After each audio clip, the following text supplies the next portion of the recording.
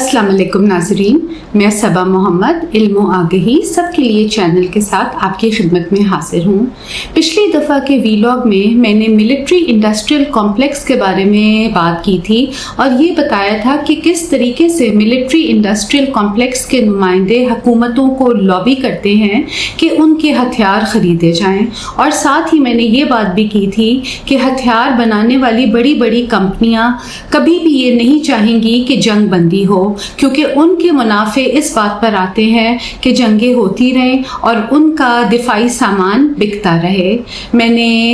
बड़ी कंपनियों का भी जिक्र किया था कि वो कौन सी कंपनियां हैं जो पूरी दुनिया में हथियार फराहम कर रही हैं, और इसी तरह मैंने इस बात का भी जिक्र किया था कि कौन से मुल्क हैं जो सबसे ज़्यादा आर्म्स को यानी हथियारों को एक्सपोर्ट कर रहे हैं। आज मैं बात करना चाहती हूँ लॉबिंग के बारे में कि लॉबिंग क्या है, ये कौन करते हैं, इसके किसको फ़ायदे होते हैं, और ये कि लॉबिंग में और रिश्वत देने में कोई फ़र्क है या नहीं है। आज की वीलॉग की इंफॉर्मेशन मैं एक आर्टिकल से ले रही हूँ जिसका नाम है bribery versus lobbying, what's the difference, यानी रिश्वत और लॉबिंग इनमें क्या फ़र्क है। और ये 2024 में ट्रॉय सेगल ने लिखा है, मैं इसका लिंक भी लगा दूंगी। तो सबसे पहले देखते हैं कि वो लॉबिंग के बारे में हमें क्या बताते हैं। ये कहते हैं कि lobbying is the organising of a group of like minded people,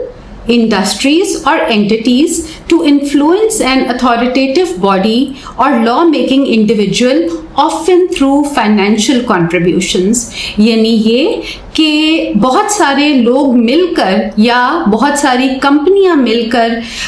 या बहुत सारे इदारे मिलकर कोशिश ये करते हैं कि ऐसे लोगों को जिनके पास ताकत है, जिनके पास अथॉरिटी है, उनको इन्फ्लुएंस किया जाए कि लॉ मेकिंग इस तरह की हो जो इन लॉबियस्ट को फ़ायदा दे।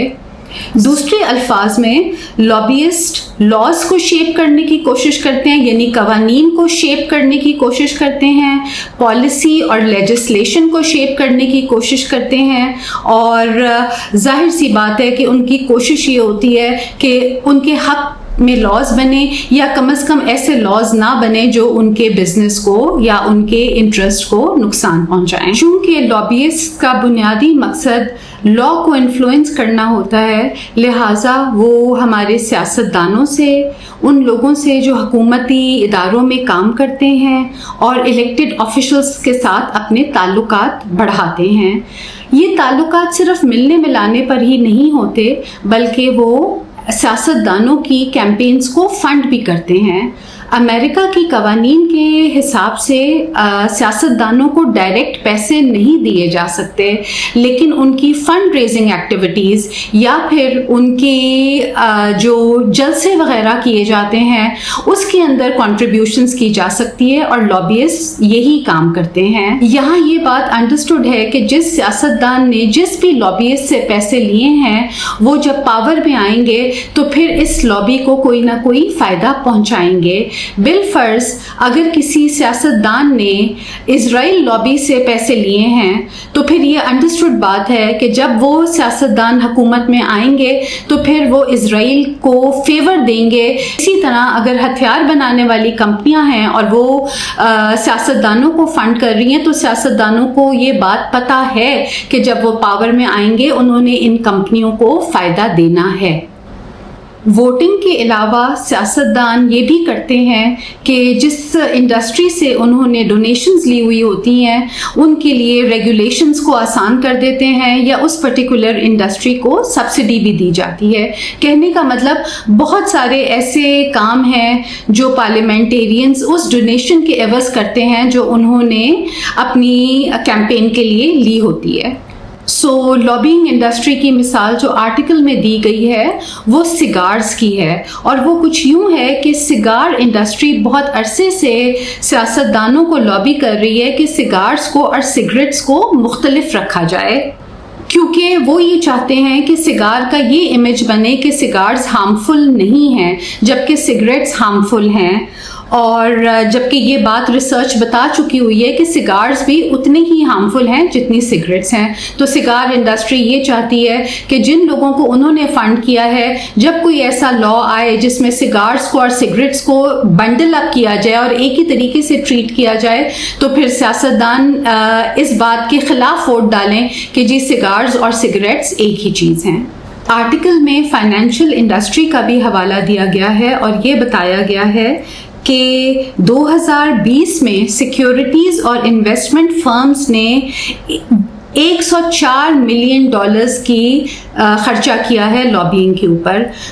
سو ناظرین, جب ہم لابینگ کو سمجھتے ہیں تو پھر اس سوال کا جواب ہمیں ملتا ہے کہ کیا وجہ ہے کہ سیاستدان ایسے لاز بناتے ہیں یا ایسی پالیسیز بناتے ہیں جو عوام کے حق میں نہیں ہوتی بلکہ اکثر عوام کو نقصان پہنچاتی ہے. تو جب ہمیں لابینگ سمجھ آتی ہے کہ در حقیقت ہمارے سیاستدانوں نے اور ہمارے حکومتی امپلائیز نے ڈونیشنز لی ہوئی ہوتی ہیں, فنڈز لیے ہوئے ہوتے ہیں, پھر ظاہر سی بات ہے ان ڈونیشنز اور ان فنڈنگ کے عوض ان کو کچھ نہ کچھ دینا پڑتا ہے, اور اس لیے وہ ان کمپنیز کو, ان آرگنائزیشنز کو فیور کرتے ہیں اور اس میں اکثر نقصان عوام کا ہی ہوتا ہے. ناظرین, جو میں نے سگارز کی بات کی ہے یہ تو صرف ٹپ آف دا آئس برگ ہے. اس سے یہ مراد ہے کہ یہ تو ایک چھوٹی سی مثال ہے جو میں نے آپ کو دی ہے. اس کے علاوہ لابیسٹ کس طریقے سے حکومت کو فنڈ کر رہے ہیں وہ تو عام عوام تک بات پہنچتی ہی نہیں ہے. یہ تو پچھلے چند سالوں میں جب سے سوشل میڈیا کا زمانہ آیا اور انفارمیشن پبلک ہوئی ہے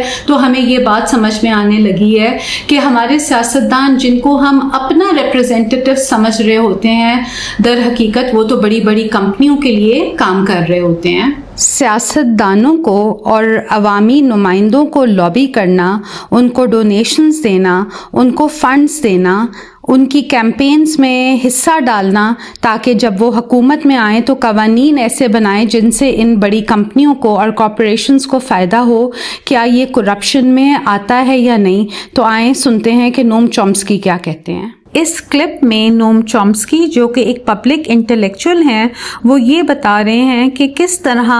لابینگ کی وجہ سے اور فنڈنگ کی وجہ سے امریکن پولیٹیکل پروسیس میں کرپشن ہی کرپشن ہے. اور ان کا کہنا یہ ہے کہ یہ کوئی نئی بات نہیں ہے, 1890 سے لے کر آج تک ایسا ہی ہو رہا ہے کہ کارپوریشنز ان لوگوں کو جو سیاست میں آنا چاہتے ہیں ان کی کیمپینز کو فنڈ کرتی ہیں, اور ایک دفعہ جب یہ منتخب ہو کر کانگریس کے اندر آتے ہیں تو پھر ان کارپوریشنز کے لوگ ان سے ملنے کے لیے جاتے ہیں اور ان کو باقاعدہ پوری لیجسلیشن لکھ کر دیتے ہیں جس کے اوپر پھر یہ اپنا سائن کر دیتے ہیں اور اس طرح یہ لیجسلیشن لا بن جاتی ہے. یہاں یہ بات بھی اہم ہے کہ وہ سیاستدان جنہوں نے دوبارہ الیکشن لڑنے ہوتے ہیں ان کو یہ پتا ہوتا ہے کہ اگلی فنڈنگ بھی انہی لابیسٹ سے ہی آئے گی, لہٰذا وہ ان لابیسٹ کو اور ان کارپوریشنز کو خوش کرنے کے لیے ہر طرح کے مطالبے مان لیتے ہیں. اور یہی وجہ ہے کہ جو پالیسی بنتی ہے وہ اکثر اوقات کارپوریشنز کے فیور میں ہوتی ہے اور عوام کے فیور میں نہیں ہوتی. اب ہم آ جاتے ہیں اس سوال کی طرف کہ لابینگ میں اور برائبری میں کیا فرق ہے, یعنی لابینگ اور رشوت میں کیا فرق ہے. ہم پاکستان میں رہتے ہوئے رشوت کے بارے میں بڑے اچھے طریقے سے واقف ہیں کہ رشوت کیا ہوتی ہے. مثال کے طور پر اگر میں نے اپنا کوئی ناجائز کام کروانا ہے, مثلاً یہ کہ میں نے کسی کی پراپرٹی اپنے نام کروانی ہے تو میں کوئی فیک پیپرز بنوا لوں گی حکومتی آفیشل کو پیسے دے کر, رشوت دے کر, اور پیپرز میں یہ آ جائے گا کہ یہ پراپرٹی میرے نام تھی. سو برائب وہ ہوتی ہے جو ایک انڈیویجول کو دی جاتی ہے اکارڈنگ ٹو دس آرٹیکل. لیکن لابینگ وہ ہے جس میں باقاعدہ پورے کا پورا لا چینج ہو رہا ہے. تو آپ دونوں کا امپیکٹ دیکھ سکتے ہیں. برائبری کا امپیکٹ انڈیویجول یا انفرادی لیول پہ رہتا ہے, جبکہ لابینگ کا امپیکٹ سٹیزنری لیول پر یعنی ایک بڑے لیول کے اوپر نظر آتا ہے. سو کیا یہ رشوت ہے یا نہیں ہے؟ امریکہ کے اندر انہوں نے لابینگ کو لیگل قرار دیا ہوا ہے, مگر آپ خود سوچ لیں کہ جب لاز ایسے بننے لگیں جو عوام کے لیے تکلیف کا باعث ہوں, جو عوام کی بھلائی کے بجائے عوام کا نقصان پروموٹ کریں, تو کیا ہم اس کو رشوت نہیں کہیں گے؟ جسٹ بیکاز یہ لیگل ہے اور امریکہ کے اندر لیگل ہے اور اس کے لیے انہوں نے ورڈ لابینگ رکھ لیا ہے، تو کیا آپ کو اور مجھے مان لینا چاہیے کہ لابینگ اور چیز ہے اور یہ ٹھیک ہے اور برائبری غلط ہے؟ میرا ذاتی اس پہ تبصرہ یہ ہوگا کہ اس کے پیچھے بھی طاقت کا وہی کھیل ہے جو ہم بار بار دیکھتے ہیں، یعنی یہ کہ کس کے پاس یہ طاقت ہے کہ کسی عمل کو نام دے سکے. چونکہ یہ امریکہ کی ایلیٹ کلاس اس لابینگ کو خود کرتی ہے اور اپنے بینیفٹ میں کرواتی ہے، لہٰذا انہوں نے اس عمل کو برائبری کا نام نہیں دیا، لابینگ کا نام دیا اور اس کو لیگل کروا دیا. لیکن ہم جیسے چھوٹے ملکوں کے لوگ جب یہ کام کرتے ہیں تو اس کو رشوت کہا جاتا ہے. آپ لوگوں نے وہ بات سنی ہوئی ہوگی کہ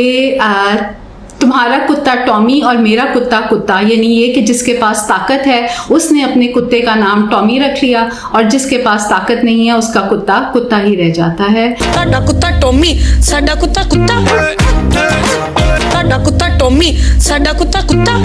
تو یہ جو لابینگ کی اور برائبری کی فائن لائن ہے، مجھے نہیں لگتا کہ اس میں کوئی فرق ہے. یہ برائبری ہی ہے، مگر ظاہر ہے چونکہ اس کو اشرافیہ اور طاقتور لوگ استعمال کر رہے ہیں تو وہ یہ اس کو لابنگ کے نام سے جانتے ہیں اور انہوں نے اس کو لیگل بھی ڈکلیئر کر دیا ہوا ہے. اور ہم جیسے چھوٹے سے لوگ جب کوئی کام کرتے ہیں تو اس کو رشوت کہا جاتا ہے اور پھر ہمیں اس کی سزا بھی ملتی ہے.